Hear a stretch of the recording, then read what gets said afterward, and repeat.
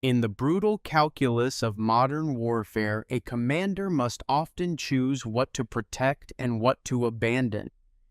But when political survival clashes with military reality, the decisions made at the top can border on operational madness. Right now, Vladimir Putin is playing one of the most dangerous gambles in modern military history. Reports from the Frontlines indicate that the Kremlin has ordered a high-stakes redeployment of its most vital asset, short to medium-range air defense systems. But these systems are not being sent to protect the advancing armored columns in the Donbas. Instead, they are being stripped from active combat zones and rushed back to the motherland to turn Moscow into an impregnable fortress.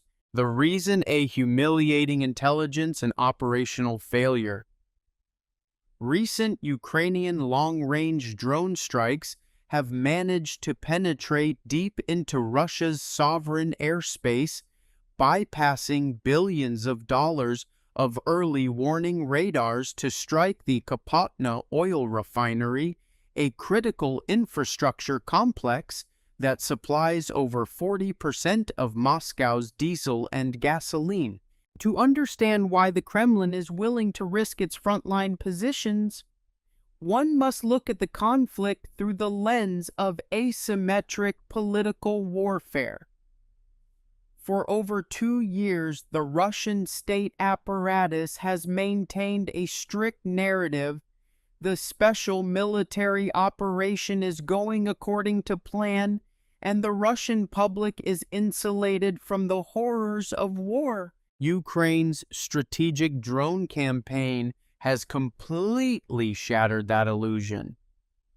When massive fuel tanks detonate just 15 kilometers from the Kremlin, the smoke plumes do more than destroy fuel. They incinerate the regime's credibility.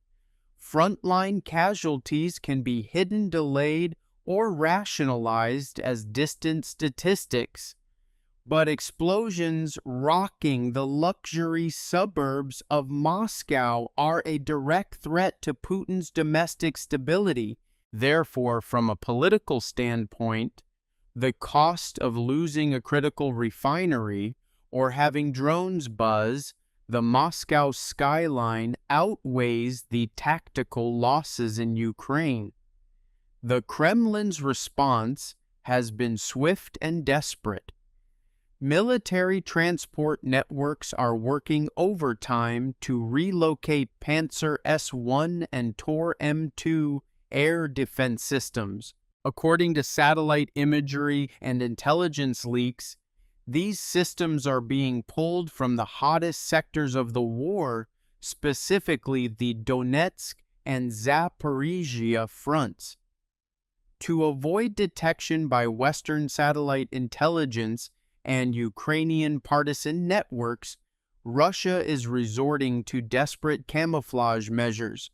Multi-ton missile launchers are being hidden inside commercial cargo trucks or disguised within civilian railway cars on their long journey north. To evaluate if this redeployment will actually work, we must analyze the structure of Moscow's existing air defense architecture. Historically, Moscow has been protected by one of the densest air defense networks in the world, built upon the legacy of the Soviet-era S-25 Berkut missile rings. Today, this network operates on a Matryoshka-style doctrine, nested layers of defense designed to intercept everything from intercontinental ballistic missiles to strategic bombers. According to data from Ukrainian Unmanned Systems Command, Russia has deployed over 100 heavy launchers, including S-300 and S-400 long-range, supported by approximately 50 mobile Panzer systems around the capital. On paper, this sounds impenetrable. In reality, it is a sieve. The sheer geographic area of the Moscow metropolitan region means that even with 100 launchers, there are vast radar blind spots, tactical corridors that low-flying drones can exploit like highways. This scarcity forced the Russian military into bizarre visual displays. Earlier this year, giant Mi-26 heavy transport helicopters were seen lifting Panzer units onto the roofs of luxury high-rises and government offices in central Moscow. While this static rooftop deployment maximizes the radar's line of sight against low-flying targets, it strips the systems of their greatest asset, mobility. Fixed on a skyscraper, a Panzer becomes a stationary target. Even worse intelligence reports indicate a severe ammunition shortage. Some rooftop systems were observed carrying only a fraction of their standard missile complement, a terrifying reality for a capital under siege. The fundamental flaw in Putin's strategy is that he is trying to fight a 21st century technological threat with late 20th century doctrine. Traditional air defense systems like the Panzer or S-400 were engineered to intercept high-altitude, fast-moving targets with large radar cross-sections, such as fighter jets or cruise missiles. Ukraine's long-range strike drones, such as the Lyuty and Bober, operate on an entirely different mechanism. These composite material drones utilize advanced artificial intelligence for terrain-matching navigation. They fly at ultra-low altitudes, often skimming the treetops, allowing them to stay below the horizon line of Russian radar networks. They emit minimal thermal signatures and are completely immune to traditional radio frequency jamming once their AI autonomous terminal guidance takes over. But the real tactical nightmare for Russian operators is the concept of saturation and deception. Ukraine rarely launches a single drone. They launch mass swarms. Consider the mathematics of a modern swarm attack. A standard Panzer S-1 fire control system can engage a maximum of 4 targets simultaneously. When a coordinated strike consisting of 40 to 50 drones approaches a single sector, the system undergoes data saturation. The central processors are overwhelmed, the operators panic, and human error takes over. This technological helplessness led to a catastrophic friendly fire incident near the Kapotna refinery. A panicked Panzer crew attempting to lock onto an incoming Ukrainian drone fired a missile that suffered a guidance lock failure due to the chaotic environment.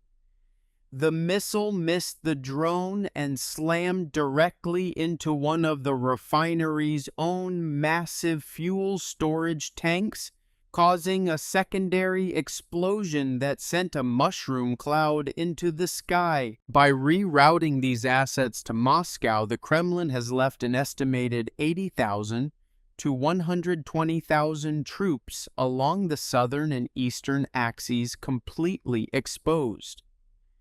The lack of short-range systems like the Tor and Panzer means that Russian armored assault groups, particularly those operating on the high-intensity Pokrovsk axis, are moving into open terrain with zero protection from above. The Ukrainian military has immediately capitalized on this massive operational blunder, unleashing a devastating new attrition doctrine. Without mobile air defense to jam or shoot them down, Ukraine's new fiber optic guided FPV drones are operating with total impunity. Unlike radio-controlled drones, fiber optic variants are completely immune to electronic warfare.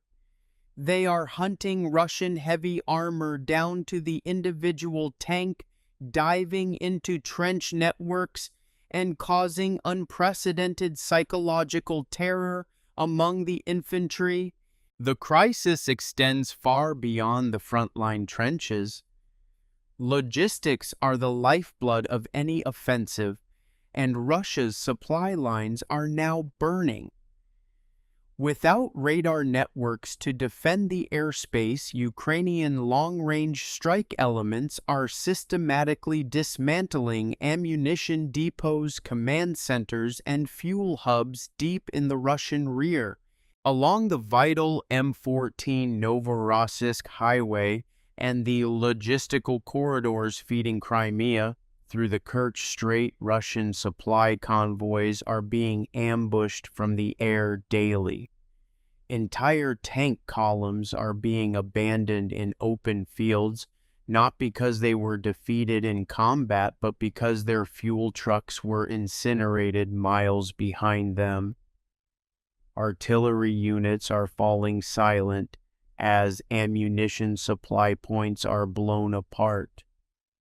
The operational capability of the Russian southern grouping is facing systemic paralysis. The undisputed golden rule of military strategy is that command decisions must be dictated by the ruthless realities of the battlefield, not the desperate needs of political theater.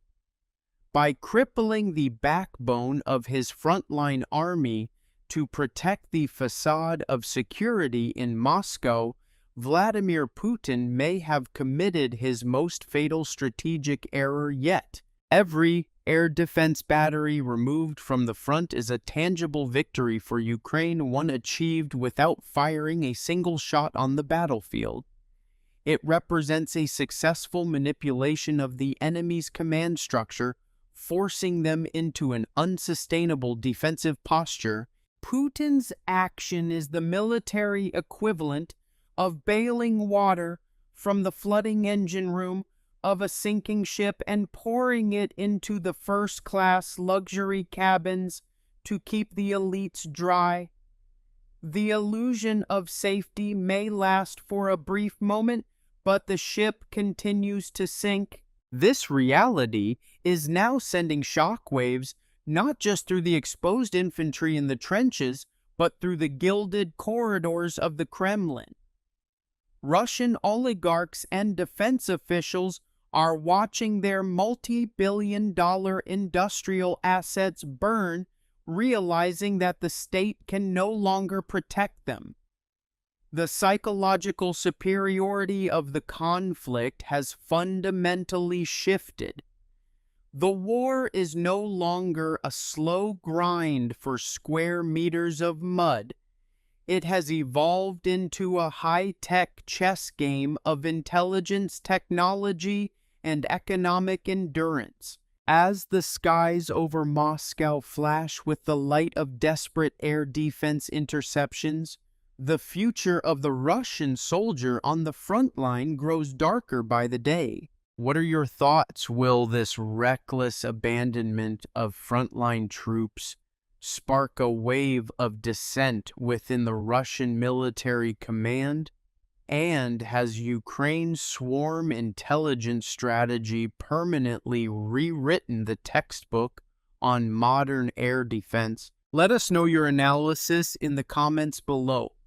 Thank you for watching, and don't forget to subscribe for more in-depth strategic breakdowns.